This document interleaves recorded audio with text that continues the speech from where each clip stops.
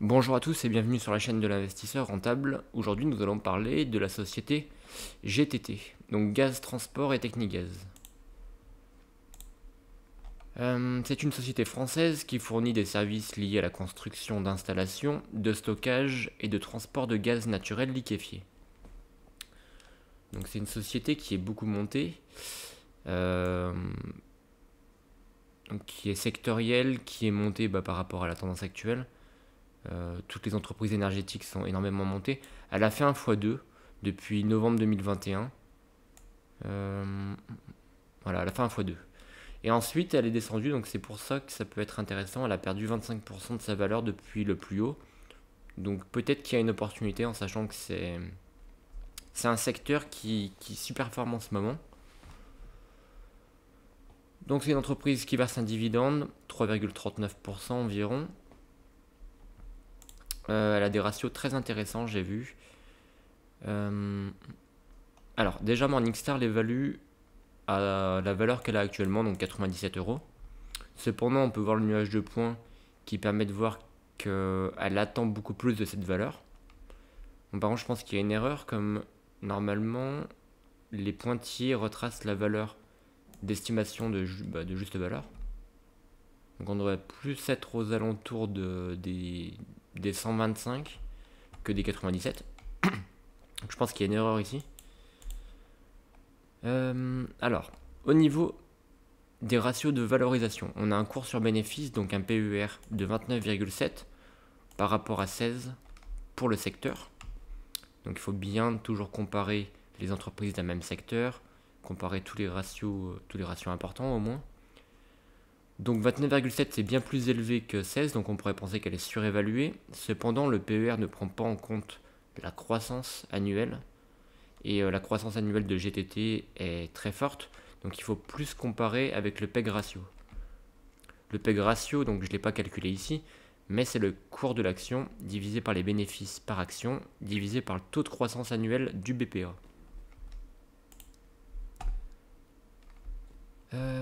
Ensuite, on a un rendement en dividende de 3,48, comme on l'a vu tout à l'heure. Bon, elle est à peu près comme le secteur. Un rendement des capitaux propres en pourcentage, donc un ROE de 49,6 contre 9,8 pour le secteur, donc c'est extraordinaire. Pareil pour le ROA, donc les rendements des actifs en pourcentage, 30,9% c'est extraordinaire, contre 4,6, donc c'est vraiment, elle est extrêmement rentable par rapport au secteur. C'est vraiment là qu'elle va faire la différence par rapport aux autres entreprises. Elle n'a plus de dette long terme. Après, le secteur en a assez peu, mais elle en a plus du tout. Et voilà, alors là c'est vraiment, il nous reste encore un ratio très intéressant, c'est au niveau des marges nettes. Au niveau des marges nettes, elle a toujours eu des marges de près de 50%. Là, elle a une marge nette qui a diminué un petit peu, mais voilà, à plus de 40% de marge nette, c'est excellent. Excellent. Et ensuite, moi, ce qui me perturbe un petit peu, ce qui me fait ne pas investir chez GTT, c'est le résultat net. Donc on peut voir que le résultat net, en 2018, il a vraiment augmenté. Et ensuite, bon, il a baissé une année, mais ensuite, il a beaucoup diminué lors des 12 derniers mois. Il a presque diminué de moitié. Et voilà, donc et je pense qu'en plus, il va diminuer davantage. Il va peut-être plus se rapprocher des 100 000, 110 000. Parce que ils ont arrêté leurs activités en Russie. Donc je pense que c'est une bonne chose pour une vision 2027-2030, à partir de ces années-là, on va dire. Mais pendant 3, 4, 5 ans, ça va être très compliqué. C'est pas que ça va être très compliqué, mais il y aura une baisse de chiffre d'affaires, donc du résultat net.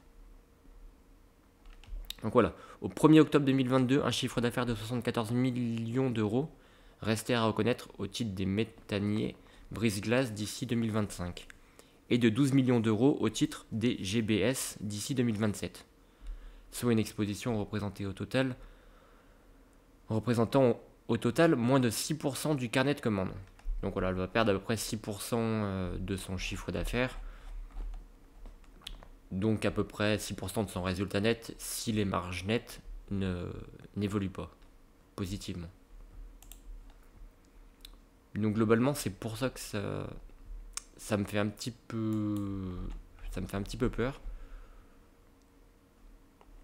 Après, c'est une excellente société, hein, vraiment.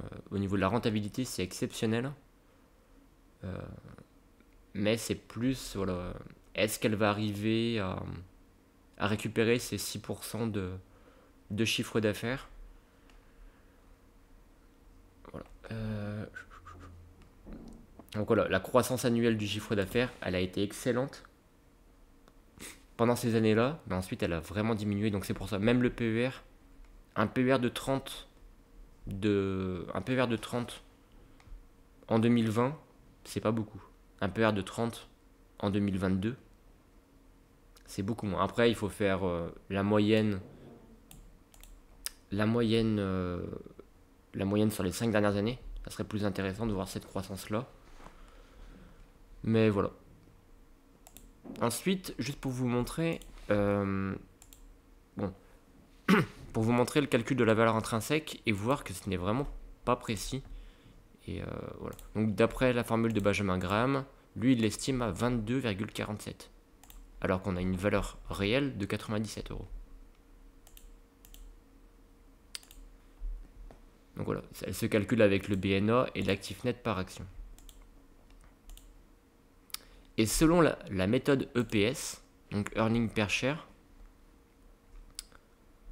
avec un EPS, donc un BNA de 3,28, un taux de croissance attendu sur les 5 prochaines années de 2,11, un PER de 21, on a une valeur intrinsèque de 76. Sauf qu'il faut actualiser ça avec un taux de 12%, moi c'est ce que j'attends au minimum de rentabilité sur mes placements. On a une valeur de 43 euros. Sauf que l'on veut acheter moins cher parce qu'on a une stratégie value, investing. Donc on peut réduire ça de 50%. Après on peut peut-être mettre 30% de marge de sécurité. Peut-être pas 30%. 70 du coup. Elle serait à 30 euros. Mais c'est pareil, c'est beaucoup trop peu. GTT ne va jamais tomber à 21 euros, c'est pas possible. Mais voilà, c'est toujours intéressant. Je ne suis pas acheteur. De toute façon, le secteur énergétique ne m'intéresse pas tant que ça. Je dois avoir une ou deux valeurs dans mon portefeuille. Mais voilà, GTT ne m'intéresse pas pour l'instant. C'est une excellente société, mais l'avenir nous le dira. Voilà, donc c'était tout pour cette vidéo. Si vous avez des questions, n'hésitez pas à m'en poser en commentaire ou à me faire un email directement. Voilà,